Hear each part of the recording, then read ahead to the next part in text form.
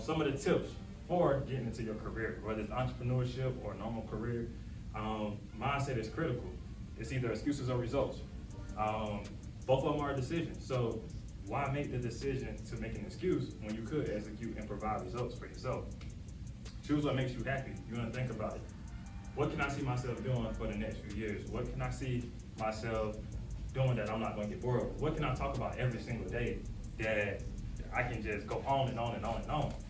Now, if you can do something like that, like if you like basketball, if you can talk about basketball all day, what is something you can do in the future with basketball? You want to get creative. Think about it. Think about your strengths. Ask people around you. If I were to start a business or if I was to get into a career, what is it that you could see me doing? Oftentimes, people would notice that, especially while you're young, and even as you're growing in development, they start noticing your strengths. For me, I was a kid, everybody told me I talk too much. Why you always talking? You always asking questions. Why are you so curious? Look at me now. I'm able to create a business, being a speaker. Something I love to do was talk. Now I get paid to talk. So it's like, I got creative. I was able to get into that space and do something I can still make a difference, something I love, with the strength and have the mindset of it has to work for it has to work. I'm not about to fail. Take your time and pick. Y'all young, so y'all have time. Not saying take too much time, but be cautious of that time. Give yourself time management. Give yourself a time frame.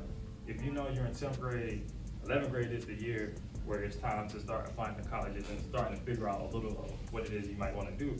So you got now till next year just to start taking time, looking at yourself, analyze yourself. What am I good at? What do I love? What can I talk about all the time? What's my strength? And start looking into careers within that, and you can decide how you want your path to be. Don't be afraid to try new things. The biggest way to kill a big dream is to introduce it to a small mind. So with that being said, when I was hopping out in entrepreneurship, a lot of people were like, oh, well, what if it doesn't work? What if you fail? Or what are you gonna do? What's your plan B? Those are small-minded people. Why weren't they asking me what you're gonna do if it works, or what you're gonna do when it works?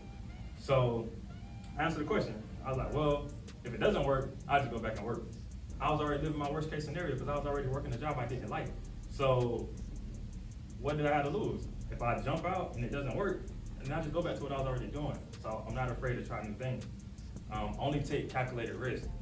Like I said earlier, I had a goal. What is it? What do I need to jump out to give myself a real shot of making this thing work? And I got that number, and I made a goal to make it happen, and I made it happen. And look at me now. I'm out here speaking to you all. So starting to pay off. And investing in yourself, whether that's spending time